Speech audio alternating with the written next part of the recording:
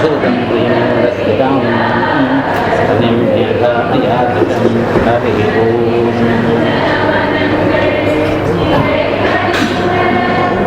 ऋग्वेदपरिचयः इत्यस्मिन् विषये किञ्चित् आचार्याणाम् अनुग्रहेण वक्तुम् आरभे இன்னைக்கு விசேஷமாக ருக்வேத பரிச்சயம் அப்படின்னும் அதற்கு மேல ஐதரேய பிராமணம் இந்த ரெண்டு விஷயங்களை தலைப்புல சில பாகங்களை பார்ப்போம். ஏன்னா ஐதரேய பிராமணம்ங்கிறது சாதாரணமாக ஒரு வருஷம் நடத்த வேண்டியதான கிரந்தம்.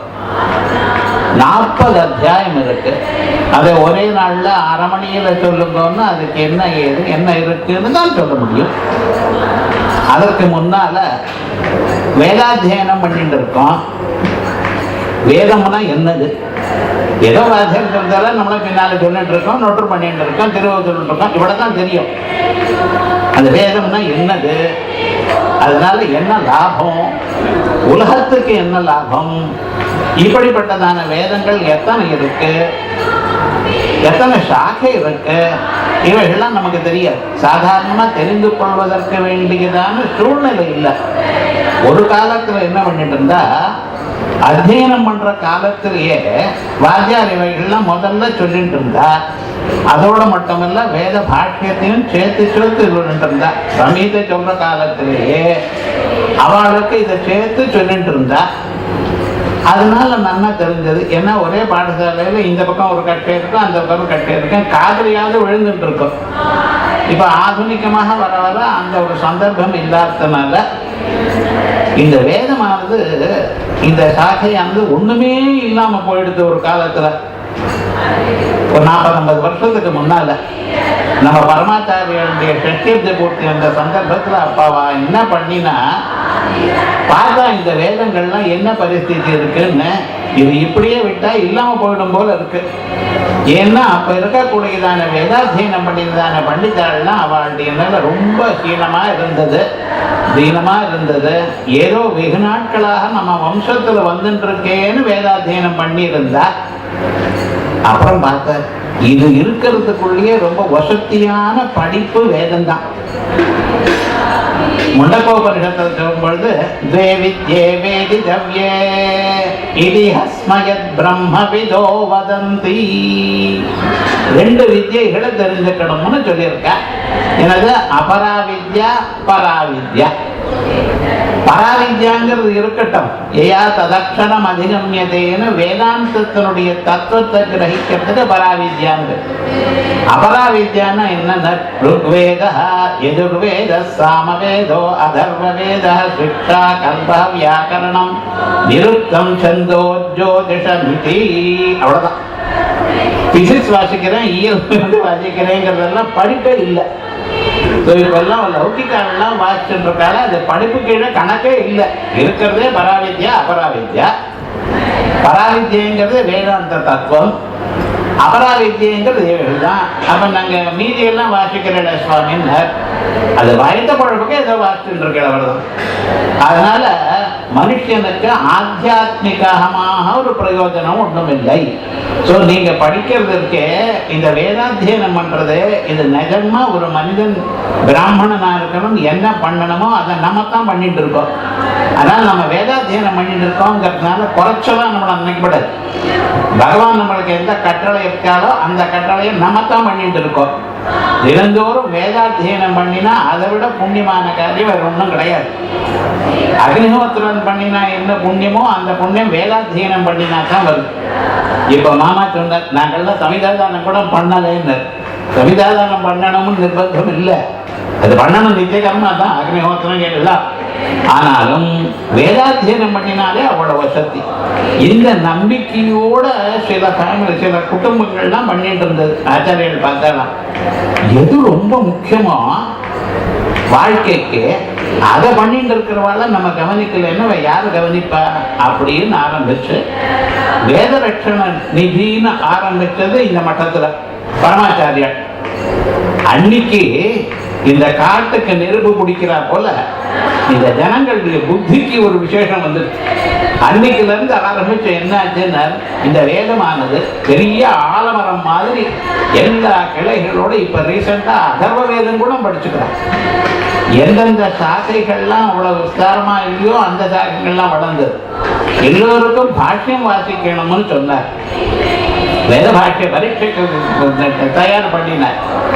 அவளுக்கெல்லாம் நிறைய சன்னானம் பண்ணினார். இன்னைக்கு என்ன பரிஸ்திதி வந்திருக்குன்னா, வேதாத்தியனம் பண்ணினாள்னா சௌக்கியமா இருந்துட்டு இருக்கா. அவளுக்கெல்லாம் மாசத்துக்கு ஒரு 50,000-60,000 ரூபாய் ஒரு சிரமமும் இல்லாம வருது. இதுல சந்தேகம் ஒன்றும் இல்லை. அவன்லாம் பிஏ வாசிச்சுட்டு எம்ஏ வாசிச்சுட்டு 10,000 ரூபாய்க்கு உத்தியோகத்துக்கு போறான். வேதாத்தியனம் பண்ணவாளுக்கெல்லாம் நிறைய காசு. சாஹி ஸ்ரீரமிருதா சதாம் இவ்வளவு பண்ணினது இந்த மட்டம் பரமாச்சாரியா. சில சமயத்துல என்ன ஆகும்னா, சிலது ஆரம்பிச்சு வைப்பா, தொடங்கி வைப்பா, அது கொஞ்ச நாள் ஆனா மறந்து போயிடும்.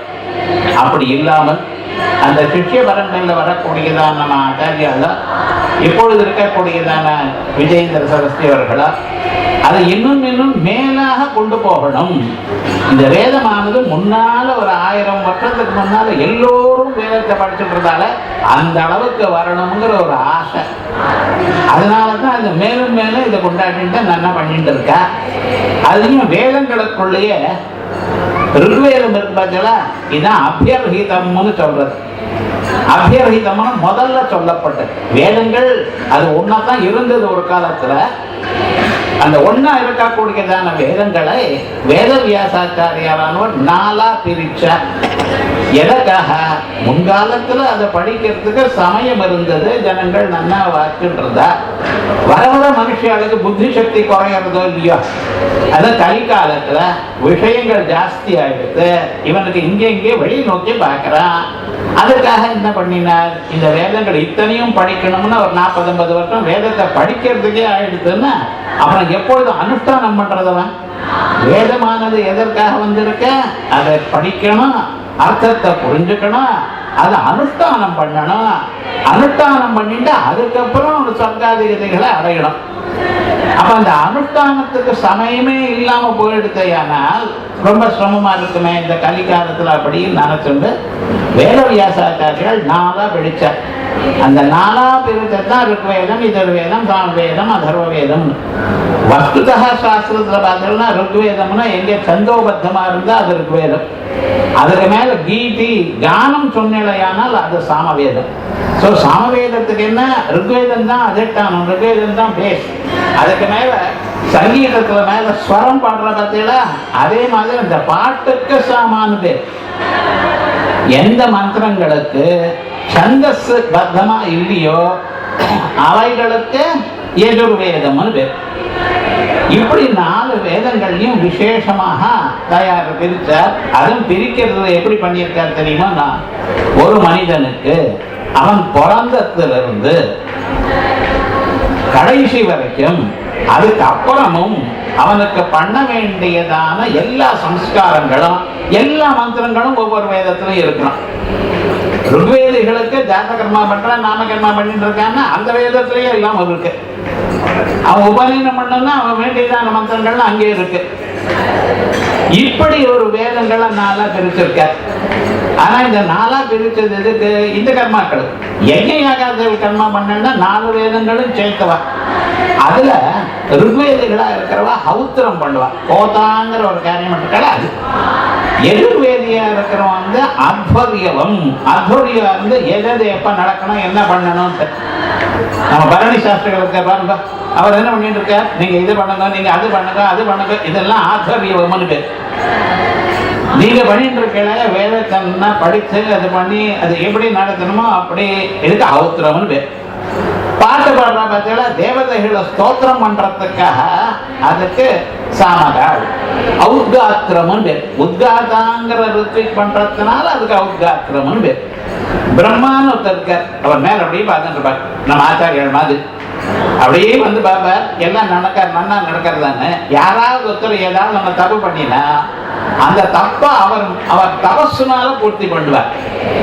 மௌனேன சம்ரக்ஷதி. அவர் அதிகமா பேச வேண்டாம், வெறும் மௌனமா இருந்தாலே போரும், அவர் எல்லாத்தையும் சம்ரட்சணம் பண்ணிட்டு இருப்பார். அதனால எல்லோருக்கும் சகல க்ஷேமமும் வரும்படி பண்றது. இப்படி யஜ்ஞ கர்மா, வைதிகமான யஜ்ஞ கர்மா இருந்தா அங்கே 4 வேதங்களுடைய பிரயோஜனமும் இருக்கு. இப்படி இந்த 4 வேதங்கள்ல எப்படி இருந்தது? ருக்வேதத்துக்கு 21 சாக்கை இருந்தது, எதிர்வேதத்துக்கு 101 சாக்கை இருந்தது. சஹஸ்ரவத்மா சாமவேதா, 1000 சாக்கை இருந்ததுதான் சாமவேதத்துக்கு. இப்படி இத்தனை சாகைகள் இருந்து கலிகாலத்துல கொஞ்சம் கொஞ்சமா படிக்கிறவா விட்டு போச்சு. விட்டு போய் என்னடா, ஒரு சாக்கை ருக்வேதத்துல இருக்கு, 2-3 சாக்கை தைத்தரிய சாக்கை, கட சாக்கை, இப்படின்னு சில சாக்கைகள் தான் எதிர்வேதத்துல இருக்கு. சாமவேதத்துல ஜெயினி சாமா, இன்னொன்னு ராணாயணி சாமா, அப்படின்னு 2-3 இருக்கு. அசர்வேதத்தில் 1-2 சாக்கை இப்படிதான் நிக்கிறது. மீதி எல்லாம் என்னாச்சுன்னா அது படிக்கிறவா இல்லாம மறந்து போச்சு. இதெல்லாம் புஸ்தகமா பிரிண்ட் பண்றது இல்லை பாருங்க. புத்தகத்தை படிச்சுட்டு பார்த்து படிக்கிறதுங்கிறதே தப்பு. வேதமானது எப்படி இருக்கணும்னா, அவன் தானா பார்க்காமல் அவனுடைய மனசுல இருக்கணும். இப்ப மீதி சாஸ்திரங்கள்லாம் பிசிக்ஸ், கெமிஸ்ட்ரி எல்லாம் ஸ்கூல்ல படிக்கிறா. அவளுக்கு ஏதாவது வேணும்னா புஸ்தகத்தை பார்த்து தான் சொல்ல முடியும், தனியா சொல்ல முடியாது. ஆனா வேதாத்தியனம் பண்ணினவன் எப்படின்னா ஒன்றும் வேண்டாம், அவன் நடந்து போயிட்டே இருந்தான்னா ஒரு லைப்ரரி நடந்து போறா போல அத்தனை கிரந்தங்களும் அவருக்குள்ளேயே இருக்கு. தூங்கி எழுந்ததுமே இதை சொல்லுன்னா டக்குன்னு சொல்லுவார். விவகாரம் என்னடா, அவரோட ஒன்னா போயிடுது. அது வேத வித்யை. புஸ்தகஸ்தாச்சயா வித்யா பரஹஸ்தச்சயத்தனம் காரியகாலே சமாயாதே நசா வித்யா நதத்தனம். புஸ்தகத்துல படிப்பு இருந்தா என்ன லாபம்? அது உங்கள்கிட்ட இருக்கணும். அதே போலயே பேங்க்ல காசு இருந்தா என்ன லாபம்? சமயத்துக்கு கிடைக்காது. என்னடா இன்னைக்கு வேணும்னு நினைச்சேன்னா அன்னைக்கு பேங்க் லீவும்பா, நிறைய கூட்டம் இருக்கு, வாங்க முடியாது. ஆனா அப்படி இல்லைன்னு இந்த வேதமானது எப்படி, வேத வித்தியானது எப்படி அந்த மனுஷனிடத்துல பர்மனண்டா சாஸ்வதமாக அவனிடத்துல இருக்கிறது. அப்படிப்பட்டதான் அந்த வேத வித்தியை சம்ரட்சணம் பண்ணணும்னு ஆச்சாரியால் அன்னைக்கு எடுத்ததான ஒரு கங்கணம், அந்த சங்கல்பம், சத்திய சங்கல்பமானது. இன்னைக்கு இத்தனை பேர் ருக்வேதிகளே பாருங்க, இத்தனை 250 பேரை கூட்டின்னு இருக்கோம். இதுல சில பேர், ரொம்ப பேர் இன்னும் வரல. அதையும் வயசான வாழ்க்கா இன்னும் வரல. இன்னும் சில பேர் அவளுக்கு ஏதோ காரியக்கிரமம் இருக்கே வரல.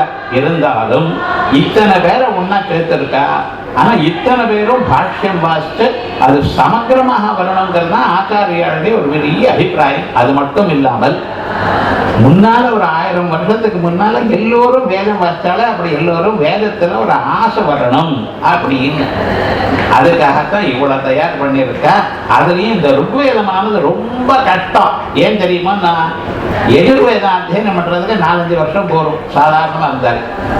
ருக்வேதத்துக்கு 8 வருஷம் வேணும். இந்த கோடியிலிருந்து அந்த கோடி வாசிக்கணுமே. ஆனால் 10,552 மந்திரங்கள் இதுக்கு இருக்கு. 1028 சூக்தங்கள். அடேபா, இவர்கள்லாம் வாசிக்கணும் ரொம்ப கட்டம். அவ்வளவு பெருசு. 10 மண்டலங்கள். ஒவ்வொரு மண்டலத்துக்கும் சில ரிஷிகள் இருக்கா. மதுச்சந்தா விஸ்வாமித்ரி அப்படின்னு ஆரம்பிச்சு ஒரு மண்டலத்துக்கு வாமதேவ ரிஷி, ஒரு மண்டலத்துக்கு வசிஷ்டர் ரிஷி, ஒரு மண்டலத்துக்கு அத்திரி ரிஷி, இப்படி நிறைய ரிஷிகள் அவாவா கண்டுபிடிச்ச ரிஷஞானே. ரிஷின்னு என்ன தெரியுமா, அவ ரொம்ப நாள் தபஸ் பண்ணினா, தபஸ் பண்ணின பிறகு அந்த அனுபவம் அவளுக்கு வந்தது. அந்த அனுபவம் வந்த பிறகு அவ அதோட நிக்கல. நான் அனுபவத்தை பெற்ற போறாது, அந்த அனுபவத்தை 10 பேருக்கு நான் கொடுக்கணும். உலகத்தில் இருக்கிற எல்லாரும் ஆனந்தமா இருக்கணும், நான் மட்டும் சௌக்கியமா இருந்த போறோமா அப்படின்னு நினைச்சு மறுபடியும் தபஸ் பண்ணினாலாம். அப்படிங்கிறது அப்படி இதயத்தில் இருக்கிற அந்த நல்ல மொழிகி அதுலயே தபஸ் பண்ணினா. அவளுக்கு காதுல மந்திரங்கள் கேட்டது. அதனால அவள்லாம் சத்திய திரஷ்டாக்கள் மட்டும் இல்ல, சத்திய ஸ்ரோதாக்களும். அவ என்ன மந்திரத்தை காதால கேட்டாலோ அந்த மந்திரம் தான் நமக்கு சொல்லியிருக்கா. மறுபடியும் நீங்க அந்த மந்திரத்தை அனுஷ்டானம் பண்ணினேடையானால், அதை ஜபிச்சேடையானால், அந்த வேதத்தை பாராயணம் பண்ணினேடையானால், அக்னிமுகமாக தேவதைகளுக்கு நீங்க அந்த யாகங்கள்லயோ இதுலயும் கொடுக்கலையானால் அந்த அனுபவம் உங்களுக்கு வரும். அப்படி ஒவ்வொரு மந்திரத்துக்கும் நம்ம தேவதைய ரிஷிய வச்சுருக்கோம். இந்த ரிஷி இந்த மந்திரத்தை கண்டுபிடிச்சார், அந்த ரிஷி அதை கண்டுபிடிச்சார். இப்படின்னு மந்திர திரஷ்டாக்கள், சத்திய ஸ்ரோதாக்கள். இது ருக்வேதத்துல மட்டும் ஒவ்வொரு மந்திரத்துக்கும் சந்தஸ், தேவதா, ரிஷி தெரிஞ்சுதான் பிரயோகம் பண்ணும். மந்திரே மந்திரேகம் வித்யாத் அப்படிங்கிறது நிருக்தத்துல. ஒவ்வொரு மந்திரத்துக்கும் இதை தெரிஞ்சுக்கணும். அது சொல்லும் பொழுதே சொல்லணும். காயத்ரியா காயத்ரி சந்தோ விஸ்வாமித்திரே அப்படின்னு காயத்ரி சந்தா பரமாத்மா தேவ இப்படின்னு சொல்லிட்டு இருக்கலாம். நீங்க இது மாதிரி ஒவ்வொரு மந்திரத்துக்கும் சொன்ன அது ரிக்வேதத்துல தான் இன்னைக்கும் வழக்கத்துல இருக்கு. எதிர்வேதத்துல தான் போயிடுது வழக்கத்துல. தப்புன்னு சொல்லல, ஆனா ரிக்வேதத்துல இன்னைக்கும் இருக்கு. அப்படிப்பட்டதான ரிக்வேதம் நம்ம பத்திரமாக கட்டி காக்கணும். அந்த பொறுப்பு நம்ம கிட்ட தான் இருக்கு. அதோடு மட்டும் இல்லை, நம்ம கிட்ட இல்லாம அடுத்த தலைமுறைக்கும் அதை கொடுக்கணும். ஒரு வேதம் வாசிச்சு மறுபடியும் அதை இன்னொருத்தருக்கு சொல்லி கொடுத்தா அவ்வளவு புண்ணியம். வேதத்தை வாசிட்டு மறக்கப்படாது. அதான் தினந்தோறும் சொல்லிட்டு இருக்கணும். அப்படிப்பட்டதான வேதங்கள்ல ருக்வேதமானது ரொம்ப அபியர்ஹிதம். அபியர்ஹிதம்னா என்னது? கிட்ட இருக்க. முதல்ல சொல்லும் பொழுது என்ன இருக்குதான் முதல்ல ஆரம்பிக்கிறது. நாரதர்னு ஒரு பெரியவர், அவர் ரொம்ப பெரியவர். பக்தாளர்களுக்குள்ள உயர்ந்ததான ஒரு பிரகலாத நாரத பராசர புண்டரீக அப்படின்னு ஆரம்பிச்சு பிரகலாதருக்கு அடுத்த நாரதர் தான் ரொம்ப பக்தம்னு சொல்லிட்டு இருக்கேன். அந்த நாரதர் என்ன பண்ணினார், ஒரு நாள் பொழுது தரதி சோகம் ஆத்மவித்து அப்படின்னு யார்கிட்டயோ கேட்டுண்டாரா மகான்கள்கிட்ட. ஒரு மனுஷனுக்கு ஆத்மாவை தெரிந்து கொண்டாமையானால் அவனுக்கு எல்லா விதமான துன்பமும் போயிடும், வாழ்க்கையில துன்பமே இல்லாத நிலை அடையலாம் அப்படின்னு சொன்னார். இவர் பார்த்தார், ஆத்மாவை தெரிஞ்சுக்கிறதானே வேதத்துல இல்லாத விஷயமே கிடையாது. சோ நான் என்ன பண்றேன்னா வேதங்களை நொற்று பண்றதுன்னு ஆரம்பிச்சார். எல்லாம் பண்ணினார். அதுக்கப்புறம் புரியல. சடங்கங்களையும் பண்ணினார், புரியல. அதுக்கப்புறம் மற்ற கிரந்தங்கள்லாம் ஜோதிஷம் அது இது எல்லாத்தையும் பண்ணினார். வியாக்கரணம் வாசிச்சார், சந்தத்தில் தர்க்க சாஸ்திரம் வாசிச்சார், நிதிகள்லாம் எங்க இருக்குன்னு வாசிச்சார். எல்லாத்தையும் வாசிச்சுட்டார். என்னடா ஆச்சுன்னார், வாசிக்கிறதுக்கு முன்னால தெரியலேன்னு ஒரு கவலை, வாசிச்ச பிறகு படிச்சதை மறந்து போகாம இருக்கணுமேன்னு ஒரு கவலை. கவலை ஜாஸ்தியா இருக்கே தவிர அவருக்கு க்ஷேமம் வரலையே, நிம்மதி வரலையே அப்படின்னு கவலைப்பட்டு அப்படியே சுத்திட்டு வந்தார். சனத்குமாரர் அவருக்கு முன்னால தெரிஞ்சார். அந்த சனத்குமாரர் என்ன சொன்னார், அவர்கிட்ட காலைல விழுந்து, சுவாமி இப்படி ஆயிடுத்து, தாங்கள் எங்களை காப்பாற்றணும், இது சொல்லணும் அப்படின்னு எனக்கு எப்படி சாஸ்வதமான ஏற்றத்தாழ்வில்லாததான ஒரு சுகம் வருமோ அதுக்கு வழி சொல்லுங்க அப்படின்னு. அவர் பார்த்த, நான் சொல்ல தயாரப்பா, யாராவது நமஸ்காரம் பண்ணி கேட்டா அவளுக்கு தெரிஞ்சது சொல்லணும்னு ஒரு நியாயம். ஆகையால் நான் சொல்றேன் வேணும்ல, எது வரைக்கும் நீ வாசிச்சிருக்கியோ அதை சொல்ல, அதுக்கப்புறம் மீதியை நான் தீர்மானம் பண்ணிக்கிறேன் அப்படின்னு. இவர் லிஸ்ட் கொடுக்கறாரு பார்க்கணும். ருக்வேதம் பகவத் ஜேமி, யஜுர்வேதம் பகவத் ஜேமி, சாமவேதம் பகவத் ஜேமி, அதர்வேதம் பகவத் ஜேமி, சிக்ஷா கல்பா வியாக்கரணம் நிருக்தம் சந்தோ ஜோதிடம் வாக்கோ வாக்கியம் ஏகாயனம், இப்படி வரிசை பெரிய லிஸ்ட் கொடுத்தாரு. இவ்வளவு வாசிச்சிருக்கேன் சுவாமி, என்ன பண்றதுன்னு அவர் பார்த்தார். இத்தனையும் வாசிச்சிருக்கேன், ஆனா இதனுடைய அர்த்தம் என்ன சொல்றதோ அதை தெரிஞ்சுக்கணும், அதனுடைய தத்துவம் புரிஞ்சுக்கணும் அப்படின்னு ஆரம்பிச்சு பூமாங்கிற விஷயத்த சொன்னான்னு போறது. ஏன் சொல்ல வந்தேன்னா, முதல்ல எதை படிச்சேன்னு சொல்றார், ருக்வேதம் பகவத் ஜேமி அப்படின்னு ஆரம்பிச்சு சொல்லியிருக்க. ஆகையால் அபியர்ஹிதமாக இருக்கக்கூடியது ருக்வேதம். அதுக்கப்புறம் என்னன்னா, யஜ்யங்கள்லாம் திருடமாகணுமே, ஏன்னா ருக் மந்திரம் இருக்கணும். நீங்க படிச்ச இந்த ருக்வேதம் இருக்க, இந்த மந்திரத்தோட சொன்னாதான் யஜ்யம் திருடமாகும். தத்வை யஜ்ஞஸ்ய சாம்னி யஜுஷா கிரியதே சிதிலம் தது. சாமவேதத்தினாலேயோ அல்லது யஜுர் மந்திரங்கனாலேயோ மட்டும் சொன்னா அது ஸ்ட்ராங்கா நிக்காது. அது என்ன, யஜ்யதா ரிச்சா தத் திருடம், யத் ரிச்சா, ருக்குனால எதை சொன்னீங்கன்னா தத் திருடம். அது நன்னா இந்த ஒரு கம்பை நட்டணும்னா 4 பக்கம் இழுத்து இந்த பக்கம் போட்டு மறுபடியும் அதுல இது மண்ணை போட்டு திமுஸ் அடிச்சு அப்படி வைக்கிறோம். அதுக்கப்புறம் என்ன சொன்னாலும் அந்த அசையாம எப்படி இருக்கோ அப்படி யஜ்யமானது அசையாம இருக்கணுமே, ஆனால் ரிங் மந்திரம் வேண்டியிருக்கு. ஸோ இப்ப ருக்வேதத்தினுடைய மையம் பார்த்தீங்களா, 4 வேதங்கள் ஏதோ முதல்ல படிச்சிருக்குங்கிறது மட்டும் இல்லை, இதுதான் எல்லாத்துக்கும் ஸ்ட்ராங்கா. அவன் பிரதிஷ்டிதோ பவதி, அவன் பிரதிஷ்டையா ஆயிடுறான் ருக்வேதத்தினால. அப்படி விசேஷமாக இந்த வேதத்துல நத்ருமோதமானஸ்வே கிரஹே, மனுஷன் சொந்த வீடு வாங்கிட்டு உங்களுக்கெல்லாம் எப்படின்னு சொந்த வீடு வேணும், அனுஷ்டானம் பண்றதுக்காக கிணறு வேணும், க்ஷேமமா இருக்கணும். அதோட முடியல புத்திரேபி நத்ருபி, புத்திரைஹி நத்ருபி, குழந்தைகள்லாம் நத்ருபி, பேர குழந்தைகள், பேர குழந்தைக்கே பையன், அப்பதான் கொள்ளு பேரும். அவளோட இருந்து நீங்க சௌக்கியமா இருக்கணும். பிரதிஷ்டதி இருக்கிற இடத்துல இருக்கணும். காலமே டெல்லிக்கு போறது, சாயங்காலம் பம்பாய்க்கு போறது, வழியில சாப்பிட தெரியாம அவசப்படுறது எல்லாம் கிடையாது. இருக்கிற இடத்துல உங்களுக்கு எல்லாம் கிடைக்கணும் அப்படின்னு வேதம் ஆசீர்வாதம் பண்றது. அப்படிப்பட்டதான உயர்ந்த நிலை இது. அதோட மட்டும் இல்லாமல் இந்த வேதத்தினுடைய மகிமை, ருக்வேதத்தினுடைய மகிமை என்ன தெரியுமா? எல்லா வேதங்களும் இதை எடுத்துட்டு இருக்கு. சகல வேதங்களும் முதல்ல சொல்லும் பொழுது ருக்வேதம் வசத்தின்னு அவைகளே சொல்லியிருக்கு. அப்படிப்பட்டதான ருக்வேதம் இவ்வளவு வசதியா இருக்கக்கூடியதான இந்த மந்திர வேதங்கள். வேதம்னா என்னது? இப்ப ருக்வேதத்தை பத்தி சாதாரணமா சொன்னோம். வேதம்னா என்னது சுவாமி? வேதம்னா தெரிய வேண்டாமா? மந்திர பிராமண உபயாத்மகா வேதா. அதுல ரெண்டு பகுதி இருக்கு, மந்திரம் பிராமணம்னு. ஆனா வேதம் என்ன சொல்ற தெரியுமா? மனுஷாளுக்கு இஷ்ட பிராப்தி அனிஷ்ட பரிகாரையோகோ. ஒரு மனுஷனுக்கு இது வேணும்னு ஒண்ணு, இது வேண்டாம்னு ஒண்ணு எல்லோருக்கும் உண்டு. அந்தந்த வயசுக்கு தகுந்தாப்ப இவைகள்லாம் எனக்கு வேணும்னு சொல்றா, இவைகள் வேண்டாம்னு நினைக்கிறோம். நமக்கு நல்ல ஆகாரம் வேணும், உடுத்துக்கிறதுக்கு நல்ல ட்ரெஸ் வேணும், உலகத்துல இருக்கிறவெல்லாம் நம்மளை கௌரவமா பார்க்கணும், இப்படி எல்லாம் நம்ம எதிர்பார்க்கிறோம் இல்லையோ. இதுதான் இஷ்ட பிராப்தின்னு. அதே மாதிரி நம்மளை யாரும் வெய்யப்படாது, நமக்கு தரித்திரம் வரக்கூடாது, நம்ம எப்பொழுதும் வியாதியே இல்லாம இருக்கணும், வியாதி இல்லாம இருக்கு. எல்லோருக்கும் ஆசை இருக்கு. இந்த அனிஷ்டங்கள் நம்மளை விட்டு போகணும். மனிதனுக்கு என்ன வேணும்? அவன் விரும்பியது அவனுக்கு கிடைக்கணும், அவன் விரும்பாதது அவன் விட்டு போகணும். இந்த ரெண்டும் இதுக்கு லோகத்துல இருக்கிற உபாயம் பத்தல. நம்ம ஏதோ சொல்லிட்டு இருக்கோம். தலைவலி வந்தா டாக்டர்கிட்ட போறோம், டாக்டர் வந்தா மருந்து கொடுக்கிறார், மருந்து கொடுத்தா தலைவலி போயிடுது. 2 நாள் ஆனுமே வாய்த்த வலி வந்துடுது. மறுபடியும் டாக்டர்கிட்ட போனேன், ஒண்ணும் இல்லை, உங்களுக்கு அந்த வலி குறைகிறதுக்காக ஒரு மருந்து கொடுத்தேனோ இல்லையோ, பெயின் கில்லர்ன்ட்ட, அது ஜீரண சக்தியை கெடுத்துடுது. ஆகையால் அதை போக்குறதுக்கு இன்னொரு மருந்து கொடுக்குறேன். அந்த மருந்து கொடுத்தா கொஞ்ச நாள் 4 நாள் சாப்பிட்டா என்ன, கால் வீங்கி போயிடுது. என்னடா கிட்னி அஃபெக்ட் ஆகிட்டு வந்துடும். அதை போக்குறது இதெல்லாம் எந்த உபாயம் நீங்க எடுத்துட்டாலும் அந்த உபாயம் பர்மனண்டா சாஸ்வதமா இல்லை. பணத்தினால சுகம் கிடைக்கிறது நினைச்சுட்டு எல்லாம் பண்ணிட்டு இருக்கான், சாஸ்வதமான சுகம் கிடைக்கல.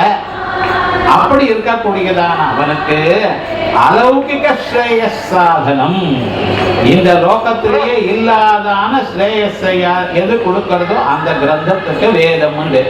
மனுஷன் வேதம் யாருக்கு, எதற்காக வாசிச்சுருக்கள் நீங்க? மனிதன் அவனுடைய வாழ்க்கையில இஷ்டத்தை அடைவதற்கும் அனிஷ்டத்தை போக்கிக் கொள்வதற்கும் உலகத்துல தெரியாத ஒரு சாதனத்தை எந்த கிரந்தம் சொல்றதோ அதுக்கு வேதம் உண்டு. அது ரொம்ப முக்கியம் தானே நமக்கு, நம்ம வாழ்க்கையில அதுதானே முக்கியம். அது உங்களுக்கு மட்டும் இல்ல, எல்லா மனிதர்களுக்கும் முக்கியம். அதனால எல்லோராலையும் வேதமானது கொண்டாடப்பட வேண்டியது. இப்படிப்பட்டதான இந்த வேத பாகம் இருக்கு. இது மந்திர பிராமண உபயாத்மகோ வேதா. சிலது செய்யுளா இருக்கும், சிலதெல்லாம் வெறும் புரோசா இருக்கும், கத்தியமா இருக்கும். கத்தியமா இருக்கிற பாகங்களுக்கெல்லாம் நாங்க மந்திரம்னு சொல்றோம். அது கத்தியமா இருக்கிற பாகத்துக்கு பிராமணம்னு சொல்றோம். இப்ப பிராமணத்துக்கும் சம்ஹிதைக்கும் என்ன வித்தியாசம்? அக்னிமேல புரோஹிதம் யஜ்ஞதேவம் ருத்விஜம் ஹோதாரம் ரத்னஜாதமம் அப்படின்னு நீங்க சொன்னீங்கன்னா இதுக்கு ஒரு சந்தஸ் இருக்கு. சந்தஸ்ன்னு ஒவ்வொரு மந்திரத்துக்கும் இவ்வளவு அக்ஷரங்கள், இத்தனை பாதங்கள், அப்படித்தான் இருக்கணும். ஒரு அக்ஷரம் இந்த பக்கம் அந்த பக்கம் குறையப்படாது. அப்படி இருக்கக்கூடியதான சந்தஸ்ல இருக்கக்கூடியதான மந்திரங்கள் சாதாரணமாக இதெல்லாம் செய்யுட்கள்னு சொல்லிட்டு இருக்க, அது மாதிரி இருக்கிறது சம்ஹிதான்னு. வியாக்கரணத்துல பரசன்னிகர் சம்ஹிதா. அவ என்ன சொல்றா தெரியுமா? நான் கிட்ட கிட்ட இருக்கணும், விட்டு விட்டு சதறி போகக்கூடாது. அப்படி இருக்கக்கூடியது அது சம்ஹிதான்னு பேர். அதனால்தான் சம்ஹிதை சொல்றப்ப நடுவில் எங்கேயாவது நிறுத்தப்படாது, அந்த மந்திரம் முடிஞ்ச பிறகு தான் நிறுத்தணும் அப்படின்னு நம்ம வச்சுட்டு இருக்கோமா இல்லையா? ஒரு சூக்தம் முடிஞ்ச பிறகு அடுத்த சூக்தத்துல சூக்தம் முடிச்சா நிற்கப்படுறது இல்லை, அதுக்காக அடுத்த சூக்தத்துல முதல் 2 பதத்தை சொல்லிட்டு தான் நிறுத்தது. இப்படின்னு ஒரு சம்பிரதாயம் வச்சுட்டு இருக்கோம். அது என்னென்ன, இந்த சூக்தம் முடிச்சதுன்னா அடுத்த சூக்தம் தான் ஞாபகம் வரணும். அது மனசுல தெரியாமலேயே பதிஞ்சு போகணும், சின்ன வயசுல இருந்து பதிஞ்சு போகணும். இப்படி ஒரு அழகான ஒரு சிஸ்டம், ஒரு கிரமத்தை நமக்கு தயார் பண்ணி கொடுத்திருக்கா நம்ம மகர்ஷிகள் எல்லாம். இதுக்கு சம்ஹிதான்னு பேரு. இந்த சம்ஹிதையில என்ன சொல்லிட்டு தெரியுமா, நான் அத்தனை தேவதைகளையும் ஸ்தோத்திரம் பண்றது. அக்னி, இந்திரன், யமன், வருணன், சோமன், இப்படிப்பட்ட தேவதைகளை எல்லாம் ஸ்தோத்திரம் பண்றது. தேவதைகளுக்கு ஸ்தோத்திரம் சாதாரணமே ஒரு பணக்காரனை ஸ்தோத்திரம் பண்ண அவங்க என்ன பண்றான்னு தெரியுமா, உனக்கு என்ன சொல்ல வேண்டாம், என்ன வேணா சொல்லுங்க, என்னால என்ன முடிஞ்சுமோ அது பண்றேன் அப்படின்னானோ இல்லையா? லோகத்துல யாரையாவது ஸ்தோத்திரம் பண்ணினா அவன் நமக்கு சகாயம் பண்றதுக்கு சித்தமா இருக்கா. இது லோகத்துல எல்லோரும் பார்த்திருக்கோம். அதே மாதிரியே எல்லா தேவதைகளுக்கும், எல்லா மனுஷர்களும் உயர்ந்தா இருக்கக்கூடியதான் அக்னியாதி தேவதைகளை நம்ம ஸ்தோத்திரம் பண்ணினா அவ என்னன்னா எல்லாத்தையும் கொடுப்பா. அக்னிக்கு யார ஸ்தோத்திரம் பண்ணா நமஸ்காரம் பண்றானோ, அக்னிஹோத்திராதிகள் பண்றானோ அவனுக்கு என்ன எக்கச்சக்கமா காசு வரும். அதே போல சூரியன் நமஸ்காரம் பண்ணா ஆரோக்கியம் பாஸ்கராதிச்சேத் ஸ்ரீயமிச்சேத் புதாசனாத், வியாதி இருக்கையே இருக்கக்கூடாது, ஜம்மன் இருக்கணும், 100 வயது வரைக்கும் நல்லா நடக்கணும் போகணும் அப்படின்னு என்ன பண்ணும், சூரியனை தியானம் பண்ணுங்க. நிறைய காசு வரணும், என்ன பண்ணும், அக்னியை தியானம் பண்ணுங்க. அதே போல எனக்கு மோட்சம் வரணும், மோட்சமே ஜனார்தனாத், ஞானம் வரணும்னு நினைக்கிறேன். சில பேருக்கு இப்படி வரும், எல்லாம் நான் தெரிஞ்சுக்கணும் சார், ஈசான சர்வ வித்யானாம் ஈஸ்வர சர்வபூதான் அப்படின்னு பரமேஸ்வரனை தியானம் பண்ணுங்க அப்படின்னு சிவன், ருத்ரன், அக்னி, விஷ்ணு, இப்படி தேவதைகளுக்கெல்லாம் அவளை எப்படி ஸ்தோத்திரம் பண்றது நமக்கு சொல்லித்தரு. தினந்தோறும் நீங்க என்ன பண்ணிட்டு இருக்க, விஷ்ணு சாஸ்திரம் பாராயணம் பண்ணிட்டு இருக்க, அது எல்லோரும் பண்ணணுமா? ஆச்சாரியால் சொல்லும் பொழுது கேயம் கீதா நாம சஹஸ்ரம், பகவத்கீதையில ஒரு ஸ்லோகமாக ஒரு நாளைக்கு படிக்கணும், விஷ்ணு சஹஸ்ரநாமம் முழுக்க படிக்கணும். ஏன்னா அவன் பண்ணினதான எல்லா பாபங்களும் அவன் விட்டு போறது. சந்தியாவதனம் பண்றப்ப என்ன சொல்றான், எதன்னா பாபமகாரம் மனசா வாசா கர்மணா ஹஸ்தாபியாம் பத்யாம் உபதரேண கிருஷ்ணா, எல்லாம் போறது இல்லையா? அப்பவே போயிடும். காலம் எழுந்து நீங்க பண்ணின பாபங்கள்லாம் சாயங்காலம் சந்தியாவந்தனம் பண்ணினா விடும். சாயங்காலத்துல வந்து அடுத்த நாள் காலம் பண்ணின பாபங்கள் நான் பாபமே பண்ணலன்னு யாராவது சொல்ல முடியுமா? யாராலையும் சொல்ல முடியாது. உங்களுக்கு தெரியாம ஏதோ பாபங்கள் நம்ம நடக்கிறோம், நம்ம கால் கீழே ஏதோ பூச்சி இருக்கு, அது பிராணம் விட்டுடுது, இது போல பாபம்லாம் மனுஷனுக்கு வரும். இந்த பாபங்கள் கூட ஏதும் இருக்கக்கூடாது. நீங்க எப்பொழுதும் சுத்தமா இருக்கணும், அந்த பகவானுக்கு ரொம்ப இஷ்டமான வியக்தியா இருக்கணும், பகவானுக்கு பிரீதி பாத்திரமாக இருக்கிற வியக்தியாக நான் ஆகணுமே. ஆனால் நான் என்ன பண்ணணும்னு நினைச்சுட்டு இருக்கேன், வேதாத்தியனம் பண்ணணும், அதுல இருக்கக்கூடியதான கர்மாக்களை பண்ணணும். அந்த கர்மாக்களையே ரொம்ப வசத்தியா ஸ்தோத்திரம் பண்றது தேவதைகளை ருக்வேதம் தான். இப்படி ருக்வேதத்தில் இருக்கக்கூடியதான மந்திரங்கள், சூக்தங்கள், சூக்தம்னா சுமுக்தம், சூக்தம் வெல் செட், நன்றாக சொல்லப்பட்டது.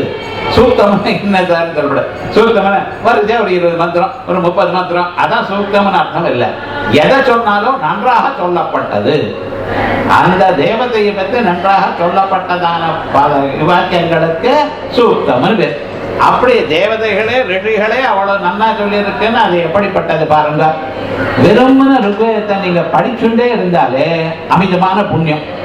ஏன்னா தேவதைகள்னா ஸ்தோத்திரம் பண்ணிருக்கேன், விஷ்ணு சஹஸ்ரநாமம் படித்த இது புண்ணியம்னு சொன்னா, விஷ்ணு சஹஸ்ரநாமத்துக்கு மூலமா இருக்கக்கூடியதான அப்படின்னு இருக்கக்கூடியதான புருஷ சூக்தத்தை வாசிச்சா இதோட புண்ணியம் ஜாஸ்தி. அதே மாதிரி இந்த புருஷ சூக்தத்துக்கு வெறுமனை அதுக்கு மேல இருக்கக்கூடியதான விதார்த்தங்கள்லாம் பார்த்தா ரொம்ப விசேஷம். எத்தனை சூக்தங்கள், எத்தனை விவகாரங்கள் அதோட இல்லை. நம்ம என்ன பண்ணிருக்கோம் தெரியுமா, நான் அந்த மந்திரத்துக்கு பத பாட்டம், கிரம பாட்டம், கன பாட்டம் இவைகள்லாம் சொல்லிட்டு அதுக்கு அவ்வளவு வேல்யூ ஜாஸ்தியா இருக்குன்னு சொல்றா. இதெல்லாம் சம்ஹிதா பாகம். இந்த சம்ஹிதா பாகத்துல ஸ்தோத்திரம் சொல்லியிருக்கா இல்லையா? இந்த ஸ்தோத்திரங்களை எங்க சார் யூஸ் பண்ணணும், எங்க உபயோகிக்கலாம்? நான் பாட்டுக்கு எதை சொல்லிட்டு இருக்கேன், இதுக்கு என்ன பிரயோஜனம், வெறும்னா சுவாமியை ஸ்தோத்திரம் பண்றதானா அப்படின்னு ஒரு சந்தேகம் வரலாம். அதை உபயோகப்படுத்தக்கூடியதான யாகங்களும் அந்த யாகங்கள்ல எப்படி இது எந்தெந்த மந்திரத்தை எப்பப்ப சொல்லணும் இவைகளையும் சொல்றதெல்லாம் லிங்காத் விநியோகம்னு சொல்வா. அது சாஸ்திரம் வாசிக்கணும், மீமாம்சை வாசிக்கணும். இந்த கர்மாக்கள்லாம் எங்க சொல்லப்பட்டிருக்கு? பிராமணத்துல சொல்லு. இந்த பிராமணம் எப்படி இருக்கு? ருக்வேத சம்ஹிதைக்கு அது வியாக்கியானம். சம்ஹிதையில மந்திரம் சொல்லும், அந்த மந்திரத்தை பிராமணமானது அப்ப இந்த மந்திரத்தை இது வரைக்கும் சொல்லு, முதல் பாதத்துக்கு என்ன அர்த்தம், ரெண்டாவது பாதம் இங்க உபயோகம் பண்ணும், இந்த யாகத்துல யாஜ்யா, இந்த யாகத்துல புரோனு வாக்கியா அப்படின்னு. ஒரு தேவதையை கூப்பிடணும்னா தேவதைக்கு நம்ம கொடுக்கணும். ஒரு மனுஷனை நம்ம அத்தக்க கூப்பிடணும், நம்ம அவருக்கு மரியாதை பண்ணணும்னு நினைக்கிறேன். என்ன பண்றேன், இது போல ஒரு மீட்டிங் ஆரம்பிச்சு அவரை கூப்பிட்டு அவர் வந்ததுமே அவரை பத்தி நல்லா ஸ்தோத்திரம் பண்ணி அதுக்கப்புறம் அவருக்கு அதை கொடுத்து அதுக்கப்புறம் இன்னும் 2 பேர் ஸ்தோத்திரம் பண்ணி அப்புறம் தானே அனுப்புறேன். அதான் அப்பதானே கௌரவமா இருக்கு. ஸோ என்ன, இந்திரனை கூப்பிடணும், அக்னியை கூப்பிடணும்னு என்ன பண்றதுன்னு, இந்திரனை கூப்பிடணும், அவருக்கு ஒரு மந்திரம் சொல்லணும், புரோனு வாக்கியா. இந்திரன் சொன்ன வந்த பிறகு அவருக்கு நம்ம அத்வரிவானவர் ஹோமம் பண்ணுவார். அதுக்கப்புறம் என்ன, யாகம் பண்ணின பிறகு இன்னொரு மந்திரத்தை சொல்லி அவர் ஸ்தோத்திரம் பண்ணணும். இப்படி அவர் பண்ணினேன்னா அமிதமான ஒரு ஆனந்தம். ஏதோ அவருக்கு ஒரு 100 ரூபாய் கொடுக்கறத விட 10 பேர் இருக்க உட்கார வச்சு அவளுக்கெல்லாம் ஸ்தோத்திரம் பண்ணி அதை கொடுத்தா ரொம்ப சந்தோஷமா.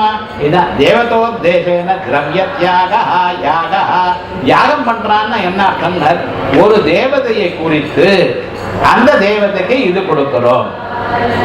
யாகம் பண்றது அவ்வளவு வசதி.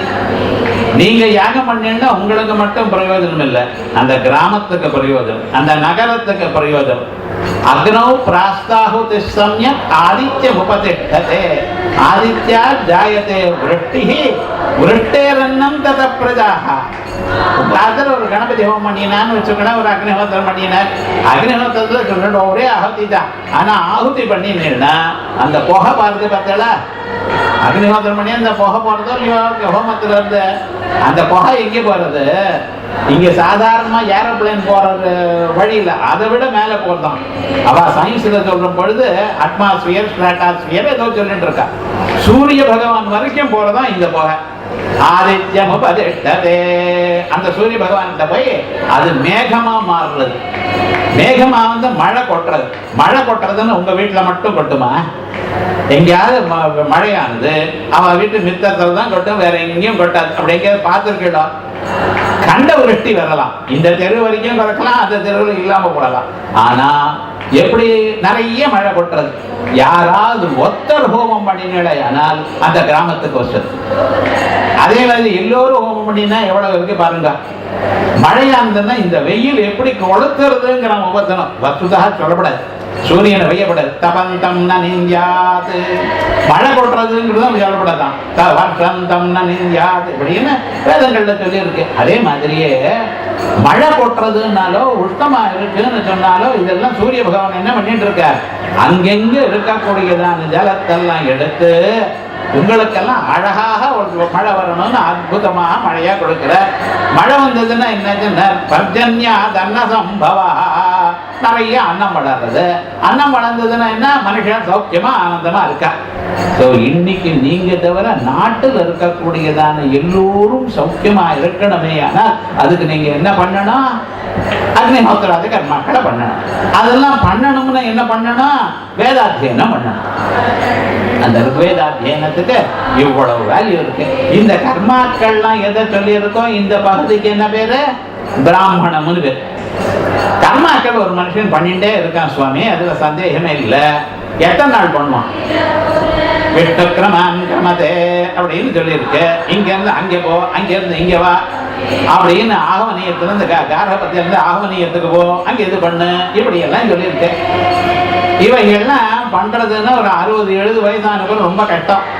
ஸோ அந்த வயசான காலத்துல அவனால என்ன பண்ண முடியும்னா, அவன் வந்து மானசிகமான உபாசனங்களை பண்ணணும். மனசுனாலேயே பகவானை தியானம் பண்ணிட்டு பகவானுக்கு இப்படி உபாசனம் பண்ணக்கூடியது. அவைகள்லாம் எங்க சொல்லிருக்கு, இதே பிராமணத்துல அடுத்த பகுதி அதுக்கு ஆரண்யகம்னு பேர். அந்த ஆரண்யகத்தில் இருக்கக்கூடியதான மானசிக உபாசனங்கள்லாம் பண்ணி அவன் மனசானது ஒருமைப்பாட்டை அடைமையானால் அந்த ஒருமைப்பாட்டப்பட்டதான மனசுனால ஆச்சாரியாள்கிட்ட போயிட்டு தத்துவமசிங்கிற வாக்கியத்தை உபதேசமா கிரகிப்பார். அதுல இருந்து அவனுக்கு மறுபிறவி இல்லாதான மோட்சமே கிடைக்கும். அந்த மோட்சம் கிடைக்கக்கூடியதான தத்துவம் இருக்கு பத்தில அது எதை சொல்றதோ அதுக்கு உபனிஷத்துன்னு பேர். இப்ப வேதமானது எப்படி இருக்கு? மந்திரமாகவும் பிராமணமாகவும் இருக்கு. மந்திரம்ங்கிறது செய்யுள், பிராமணம்னு சொல்றது கத்திய பாகம். இந்த பிராமணத்திலேயே 3 வகை இருக்கு.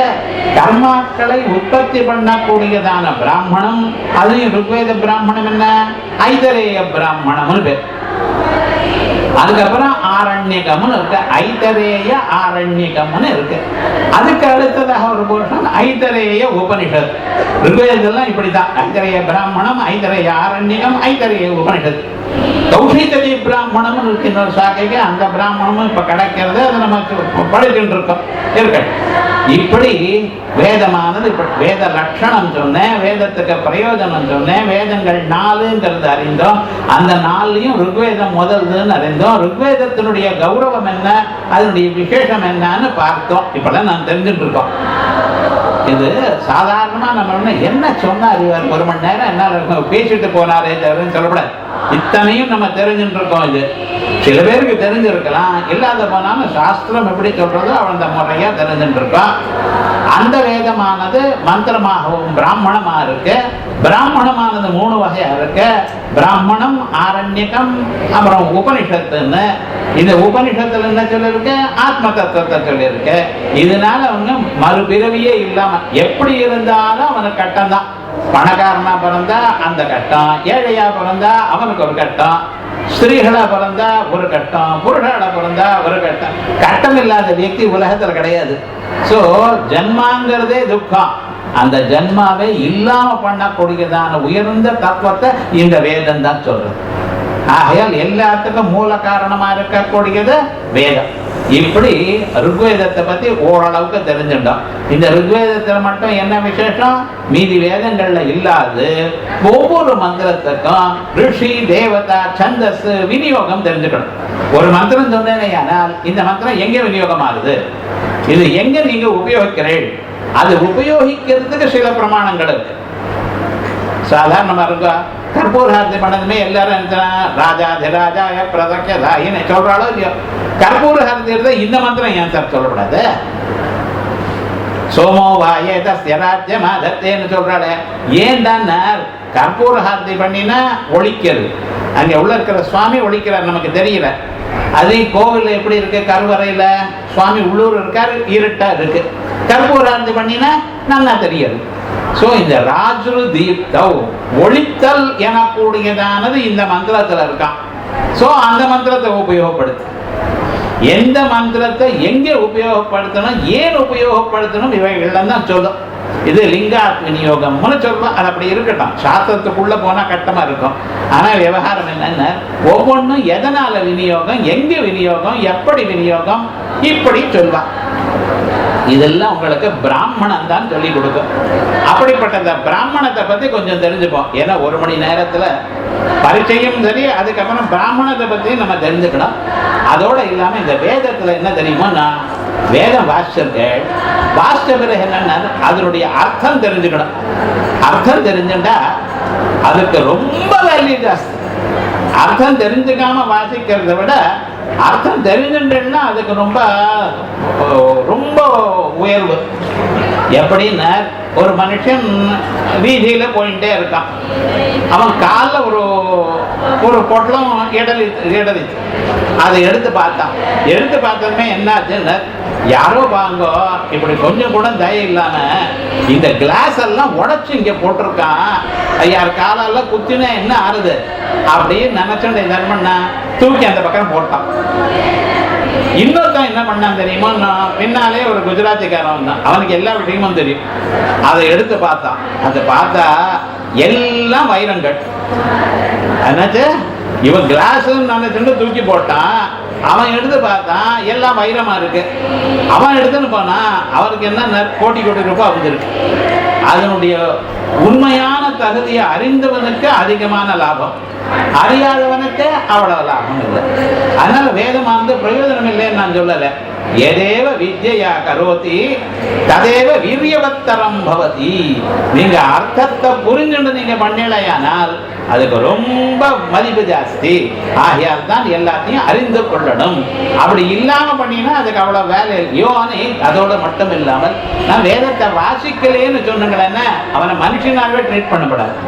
யோ அனதீத்திய வேதான்னே அந்நியத்துல கொடுத்தே சிரமம் ச ஜீவன்னேவ சூத்ரம் ஆப்னோதி ஆசு கச்சதி சான்வயா அப்படின்னு. வேதத்தை வாசிக்கிறது, அர்த்தத்தை வாசிக்காமல் வேதம் வாசிக்கிறதுங்கிறது அவ்வளவு விசேஷம் இல்லைன்னோ. அதுக்காக வேதாத்தியனம் பண்ணினவாள்னா அர்த்தத்தையும் தெரிஞ்சுக்கணும். இது மீமாம்சா வாசவா சில சாலா என்ன சொல்றா தெரியுமா, அர்த்தம் வாசிச்சாதான் வேதாத்தியனமே பூர்த்தி ஆச்சுன்னு அர்த்தம்.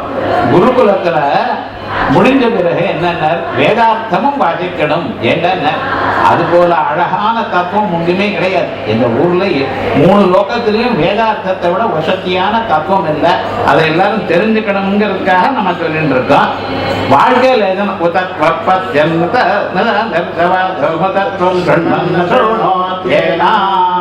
அப்படின்னு விசேஷமாக இந்த தத்துவத்தை பார்த்து கொண்டே இருந்து பார்க்காம இருக்கான்.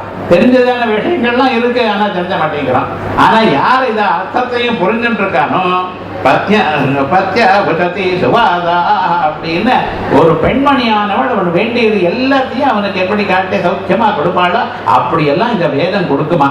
ஆகையால் நம்ம என்ன பண்ணணும், வேதத்துக்கு அர்த்தத்தை புரிஞ்சுக்கணும் அப்படின்னு சொல்லி இந்த வேதங்கள்லயே சிறந்ததான இந்த ருக்வேதத்தை வித்யாரண்யால் அழகா பாஷ்யம் பண்ணியிருக்க. அதுக்கு முன்னால ஸ்கந்த சுவாமி வெங்கடமாதிங்கிற வியாக்கியானங்கள்லாம் இருந்தது. ஆனா இந்த வித்யாரண்யாவுடைய பாஷ்யம் வந்த பிறகு அவைகள்லாம் அப்படியே முன்னால போயிடுது. ஏன்னா எல்லோரும் அதான் வாசிக்கிறோம். வித்யாரண்யாவுடைய பாஷ்யம் இருக்க, அதை வாசிக்கிறது பல ஜன்மாக்கள்ல புண்ணியம் பண்ணி இருக்கணும். ஒவ்வொரு பதத்துக்கும் அர்த்தம் சொல்லியிருக்க. அது ருக்வேதத்துக்கு அர்த்தம் சொல்லணுமே ஆனால் வியாக்கரணம் முழுக்க வந்துடும். வியாக்கரணத்துக்கு அப்படியே இருக்கிறதெல்லாம் திருடமாயிடும். அவ்வளவு அழகா சொல்லியிருக்கார். மீமாம்சைகள் எல்லாம் எதிர்வேத பாஷ்யத்தில் சொல்லியிருக்கார். ருக்வேதத்துல இந்த வியாக்கரணம் வாசவா எப்படி தெரியுமா, பந்தி பாவனான்னு சொல்றது. வியாக்கரணம் வாசவாளுக்கு ஒரு பந்தியில உட்கார்ந்து இருக்கா, சாப்பிடும் பொழுது ஒருத்தன் உட்கார்ந்துட்டு இருக்கான், பக்கத்துல நோக்க உட்கார்ந்து இருக்கான். இவனுடைய பாபம் அவனுக்கு போயிடும், அவனுடைய புண்ணியம் இவனுக்கு வந்துடும். ஞாபகம் வச்சுக்கோ. அதனால விவகாரம் என்னன்னா, ஒன்னா சேர்ந்து சாப்பிட்டா என்ன, அந்த ஜலமானது ஒரு வாளி ஜலத்துல ஒரு சொட்டு எண்ணெயை விட்டுடையானால் அது எப்படி பரவுறதோ அதே போல ஒருத்தர் பாபம் ஆசனா சயனா தியானாத் சம்பாஷாத் சஹ போஜனாத் சங்கிராமந்தி பாபானி தைலவிந்துரி வம்பச அப்படின்னு பாபங்கள் படி பரவி நின்றுக்குமா. இவாள்லாம் இந்த வியாக்கரணம் வாசிச்சாலோ வேதாத்தியனம் பண்ணவாளோ இவாள்லாம் மீமாம்சா வாசிச்சவாளோ இவ எப்படின்னு அவ அந்த பந்திய பாவனம் பண்றாளே அவளுக்கெல்லாம் இவ பாவனம் பண்றாளாம். அவ்வளவு வசதியான ஒரு தத்துவம். அதை இந்த ருக்வேத பாஷ்யத்துல வித்யாரண்யால் அழகா கோத்து வச்சிருக்க. ஒவ்வொரு பதமும் அது எங்க இருந்து வந்து அந்த பதத்தினுடைய தாத்து என்ன, அதுல இருந்து எந்த சூத்திரத்தினால இப்படி வந்திருக்கு அப்படின்னு ஒவ்வொரு பதத்துக்கும் வியாக்கியானம் பண்ணின அழகான கிரந்தம் பாஷ்யம்.